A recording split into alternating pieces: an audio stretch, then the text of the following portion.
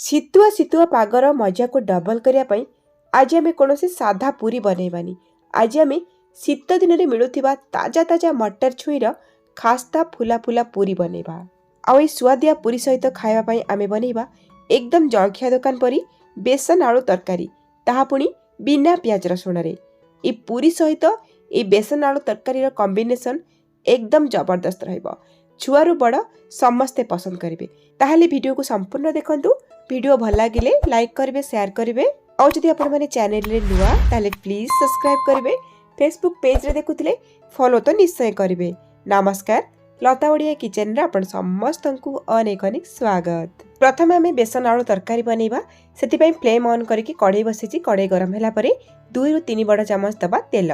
तेल गरम हो गला परे 2टा सुखिला लंका, गोटे दबा तेजपत्र आ गोटे बड़ चमच दबा पंच फुटण। फुटण फुटीगला परे आमे दबा किछि भुर्सुंग पत्र। तरकारी को आहुरी फ्लेवरफुल करिया पई 3-4 पिंच हेंगु दे दबा। गैस रो फ्लेम को लो रे रखिकी ए सब जिंस को आमे किछि सेकंड पई भाजी नबा। टिके भाजी गला परे गोटे बड़ चमच दबा अदा कोरा। आपण चाहिले अदा को छेची कि नै पारिबे। आउ 2-3टा कंचा लंका को काटी के दबा।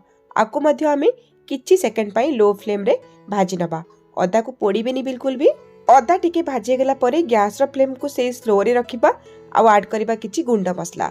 गुंड मसला रे रखिछि गोटे बड़ चमच धनिया गुंड, गोटे बड़ चमच जीरा गुंड, आधा छोटे चमच हळदी गुंड, तरकारी रे बढ़िया कलर आनिया पई गोटे छोटे चमच काश्मीर रेड चिली। जेहेतु बेसन आलू तरकारी सेति पई आमे गोटे बड़ चमच दे दबा एठी बेसन। गैस रो फ्लेम को स्लो ही रखिथिबे, बिल्कुल भी हाई करबिनी, नहले सब जिंस जळि जिवो। एई भली तरकारी रे गोटे चमच बेसन दबा द्वारा तरकारी रो टेक्सचर भला आसीबा सहित तरकारी रो टेस्ट मध्य बहुत बढ़िया आसीबो। तो एकदम लो फ्लेम रे ए सब जिंस को आमे किछि सेकंड पई भाजी नबा। देखिबे भाजी हैला परे बेसन रो गोटे बढ़िया वासना आसी जिवो, जानिबे भाजी हे गला। तापरे आमे दे दबा एठी टमाटो बटा बा टमाटो प्यूरी। एठी मु 2टा मीडियम साइज रो टमाटो को बाटी नेइची। तो एसबु को भल भाबरे गोळेई नबा। आ गैस रो फ्लेम को से लो टू मीडियम रे ही रखिथिबा। आ मसला को आमे कसिबा। जेहेतु बेसन देइचे तो मसलाटा बहुत जल्दी बहलिया हे जिवो। सेति पई मसला कसला बेले आपन को जदि पानी रो दरकार हबो ताले पानी देकी आपन माने एठी कसी पारिबे। तो 4-5 चमच पानी देकी एठी मु मसला रे गोळेई नेइची। आ गैस रो फ्लेम को से लो टू मीडियम रखिकी आको आमे कवर करिकी कसी नबा 5 रु 6 मिनिट पई। एठी मसला कसिबार हे गेलानी 5 रु 6 मिनिट। मु लो टू मीडियम फ्लेम रे कसुतिली। देखि परतु मसला रा कलर केते बढ़िया आसी। ता छडा मसला रो तेल मध्य सेपरेट हे गलानी। एमिति हेले जानिबे मसलाटा बढ़िया भाबरे कसी हिची बोली। मसला तो एठी बढ़िया भाबरे कसी हे गला। ए स्टेज रे आमे ऐड करिबा सिझा आलू। एठी मु 600 ग्राम रो आलू को सिझे साला परे चोपा बाहर करकी आधा आलू को छोट छोट खंड करी काटी की नेइची। आ आधा आलू को हल्का चकटी की नेइची। अल्प टिके आलू चकटी की नबा द्वारा तरकारी टेक्सचरटा बहुत बढ़िया आसीबो। आ एबे स्वाद अनुसार लूण दे देइची। आ गैस रो फ्लेम को लो टू मीडियम करकी मसला सहित आलू को 2 रु 3 मिनिट पई कसी नबा। ए तरकारी बनिया पई मु 600 ग्राम रो आलू नेइची। तो 600 ग्राम रो आलू हिसाब रे मु बेसन आ मसला रो व्यवहार करची। आपण माने केते आलू नेबे सेही हिसाब रे मसला आ बेसन व्यवहार करिवे। तो मसला सहित आलू कसी गला परे एठी मु दे देइची गरम पानी 4 ग्लास पाखा पाखी। गरम पानी दबा द्वारा तरकारी रो टेस्ट आ कलर भलो आसी थाए। ए तरकारी रे आमे टिके अधिका पानी दबा, काहे कि ना आमे एथरे बेसन पके जे से तरकारी को बहलिया कर देबा। ता छडा आलू तरकारी ठंडा हला परे बहुत जल्दी बहलिया हो जाय थाए। पानी देकी गोळी सारला परे गैस रो फ्लेम को हाई करकी गोटे फुटा आसला पंद फुटेबा। जेतेबेले एई भली भाबरे फुटी जिवो आउ थरे गोळी नबा। आ गैस रो फ्लेम को मीडियम करकी आगो कवर करकी 5 रु 6 मिनिट पर्यंत फुटिया पई छाड़ीबा। 5-6 मिनिट दम रे सिझिला परे एठी देखंतु तरकारी रो फाइनल लुक। एठी हमर मसला आलू झोळ परस्पर सहित बढ़िया भाबरे मिक्स हे जाईची। एबे शेष रे आमे गोटे छोटो चमच दे दबा गरम मसला। आ चटपटा टेस्ट आनिया पई आधा छोटो चमच दबा गोलमरिच गुंड, आधा छोटो चमच दे दबा एठी चाट मसला। आ आधा छोटो चमच दबा कला लूण बा बीट लूण। आमे तरकारी रे पूर्वरु नॉर्मल लूण पकेइचे। तो बीट लूण देखिकी पकेबे। कटा हेतिबा धनिया पत्र दे देइची। आ भलो भाबरे आकु गोळेई नेइची। मीडियम फ्लेम रे आ गोटे मिनिट पई आकु फुटेई नबा। तरकारी रे ए स्टेज रे मु कसुरी मेथी पकाय पई पूरा पूरी भूली जाईची। तो आपण पाखरे जदी कसुरी मेथी थिबो क्रश करके गोटे छोटो चमच पकाई पारबे। तो गोटे मिनिट एठी तरकारी फुटी गला। गैस रो फ्लेम को एबे बंद कर देबा। रेडी हे गला एठी हमर चटपटा बेसन आलू रो तरकारी। तो ए तरकारी रो कंसिस्टेंसी देखंतु एई भली ही रहइबो। जहाँकि आपण माने पूरी परोटा रुटी भात उपमा सहित खाई पारिबे बहुत बढ़िया लागिबो। तरकारी तो हमर रेडी। एबे चलंतु पूरी बनेवा प्रोसेस को जिबा। मटर पूरी बनेवा पई हमकु तो मटर निहाती दरकार। एठी मु मेजरिंग कप रे मापिकी फुल गोटे कप नेची फ्रेश मटर चना जहाँकि ग्राम्स रे 150 ग्राम रो अछि। आपण माने केते पूरी बनेबे बा केते अटा नउछंदी अटा को देखिकी एठी मटर चना को व्यवहार करिवे। एबे नबा गोटे मिक्सिंग जार आ सेथिरे हमें दे देबा फ्रेश ग्रीन मटर को आ ता सहित हमें दे देबा 1 इंच रो कटा हैतिबा अदा आ दे देबा 2टा कंचा लंका। आपण माने केते राग खाइबे से हिसाब रे लंका नेबे। प्रथमे हमें ए सब सुखिला जिंस को ग्राइंड करिकी नै आसीबा। तड़ी देखंतु ग्राइंड हे गला दरदरा है कि एबे हमें कोन करिबा एथिरे 3-4 चम्मच पानी देकी आकु चिकन करिकी ग्राइंड करिकी नै आसीबा। ध्यान रखिबे मटर चना को एकदम चिकन करिकी बाटिबे। जदि खदड़िया रहि जिवो ना आपनकर पूरी बेलला बेले पूरी रे होल हे जिवो जोथि पई कि पूरी आपनकर फुलीबनी। तो एठी देखंतु एकदम चिकन करिकी मु बाटिकी नै आसी। एमिति ही बाटिबे। एबे आकु साइड रे रखिबा आ एपटे अटा चकटिया पई मु गोटे बड़ जगाटे नेची आ सेथिरे मेजरिंग कप रे मापिकी 2 कप देइची गहम अटा जहा कि ग्राम्स रे 300 ग्राम रो हबो। तो गोटे कप नेथिली मु मटर चना तो सेही सेम मेजरिंग कप रे मापिकी 2 कप नेची गहम अटा। स्वाद अनुसार दे देइची लूण।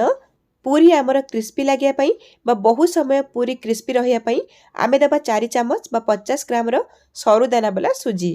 पूरी रे बढ़िया फ्लेवर आनिया पई और डाइजेशन पई बहुत बढ़िया गोटे छोटो चम्मच दबा जुआणी को आमे एठी हाथ रे टिके क्रश करके पकेबा। पूरी रे लुक्स बढ़िया आसिया पई और टेस्ट बढ़िया आसिया पई गोटे चम्मच दे दबा आमे धळा राशि। पूरी रे आहुरी बढ़िया फ्लेवर आनिया पई गोटे छोटो चम्मच दबा कसूरी मेथी को टिके सुखिला कड़े रे भाजी की गुंडा करके नेची आ गोटे चम्मच दे दबा एठी चिली फ्लेक्स जदि आपण माने राग खाउ नथिबे पकेइबेनी आ गोटे छोटो चम्मच दबा गोटा जीरा। ए सब को सुखिला आमे गोळेई नबा। आपण चाहिले एथिरे गोटे छोटो चम्मच गरम मसला भी देई पारिबे। एबे आमे बाटी रखितिबा मटर चना को दे देबा आ ता सहित जार को धोई के 3-4 चम्मच पानी दे देबा। एबे आमे सब को भल भाबरे गोळेई नबा। जेहेतु मटर चना को आमे पानी देकी बाटी जे सेतिरे पानी अछि तो प्रथमे मटर चना बटारे अटा को देकी चकटिबा। जदि हमको पानी दरकार पड़िबो ताले आमे एक्स्ट्रा पानी देके एथिरे चकटिबा। तो एथिरे मु टिके हळदी देबा पई भूली जाइथिली। 2-3 पिंच आमे हळदी दबा भल कलर आनिया पई पूरी रे एटा ऑप्शनल अछि। आपण चाहिले हळदी देई परिबे न देई परिबे। तो एठी हमर अटा चकटा सुखिला हे जाइछि। तो एठी मु 4-5 चम्मच पानी देकी चकटी नउछि। ए जो अटा चकटा आमे चकटिबा ना टिके हार्ड करके चकटिबा। अधिक पानिया करिबेनी अटा चकटा पानिया कर दिले पूरी फुलीबनी आ अत्यधिक भी हार्ड कर देबेनी काहे कि एथिरे आमे सुजी पकई जे सुजी भी टिके पानी को टाणीबो। तो देखिकी चकटिबे। अटा को भलरे चकटी साला परे आमे 2 छोटो चम्मच तेल देकी पुणी थरे आको भलरे चकटी नबा जोथि पई कि हमर पूरी एकदम खास्ता बनिबो। भलरे चकट नेला परे आमे कवर करके आको 10 मिनिट पई रेस्ट दबा। अटा चकटा 10 मिनिट रेस्ट नेला परे पुणी थरे आको 1 ରୁ 1.5 मिनिट पई चकटी नबा। अटा को भलरे चकट नेला परे एठी देखंतु अटार टेक्सचर केमती अछि ना बेसी नरम ना बेसी टाण एमिति ही करके चकटिबे। बेसी जदि अटा को नरम करके चकटी देबे आपनकर पूरी फुलीबनी आ जदि टाण करके चकट नेबे आपण पूरी बेली पारिबेनी आ पूरी रो चारि साइड रु क्रैक आसी जिवो जोथि पई कि पूरी देखिबा को आखि की भल देखा जिवनी। एबे हमें अटा चकटारू छोट छोट करके गोल बनै नबा। केते छोटो केते बड़ आपण माने पूरी बनै पई चाहउचंती सेही साइज रो आपण माने गुळा बा गोल बनेबे आ गुळा गुडा को एई भली चिक्कण करके बनै नेबे। जति कि आपण माने पूरी बेलिबे सेति कि बॉल्स बाहर करके बळका गुळा गुडा को घोड़े की रखिबे ताकि सुखिबनी। आ बोर्ड ऊपर अल्प टिके तेल लगे देबा आ पूरी को हमें बेलिबा आ रोलिंग पिन ऊपर मध्ये तेल टिके लगे नबा जदरा कि पूरी हमरा लागिबनी ठीक भाबरे बेली हे पारिबो। पूरी को बेलला बेले सम्मान करके चारि साइड रु बेलिबे। गोटे साइड मोटा गोटे साइड पतला एमिति करबेनी। एमिति कले मध्ये आपनकर पूरी फुलीबनी भलरे। आ पूरी को सब बेले अति बड़ बड़ साइज रे बेलिबेनी आ ता छडा पूरी को अति पतला बा अति मोटा करके बिल्कुल भी बेलिबेनी माने मीडियम रखिकी ही बेलिबे आ चारि साइड रु समान रखिबे। तो देखंतु पूरी रो थिकनेस म आपनको देखौची एमिति ही रखिबे आ हल्का हाथ रे बेलिबे एटा ही परफेक्ट। तो एई भली भाबरे मोटी किछिटा पूरी बनै नेची। एबे हमें पूरी को छाणीबा। तो पूरी छाणिया पई तेल मु गरम करिया पई बसैची। तेल गरम हेची कि नै जानिया पई अटा चकटा रुटी के आनी के पकेइबा। अटा चकटा तेल रे पकेया मात्रा देखंतु संगे संगे ऊपर को भासी आसला एमिति हेले जानिबे पूरी छाणिया पई तेल हमर परफेक्ट गरम हेची। एबे हमें गरमा गरम तेल रे पूरी को पकेइबा आ जालचटू को हल्का हाथ रे पूरी ऊपर प्रेस करिबा। एमिति करबा द्वारा कोन हबो पूरी ऑटोमेटिक ऊपर को फुली आसीबो। और तापरे पूरी को हमें उल्टे दबा आ मीडियम फ्लेम रे रखिकी पूरी को टिके कड़ा करके फ्राए करनवा दुई साइड रू। तो ये देखि पारुथिबे पूरी केते बढ़िया भाव में फुलीची।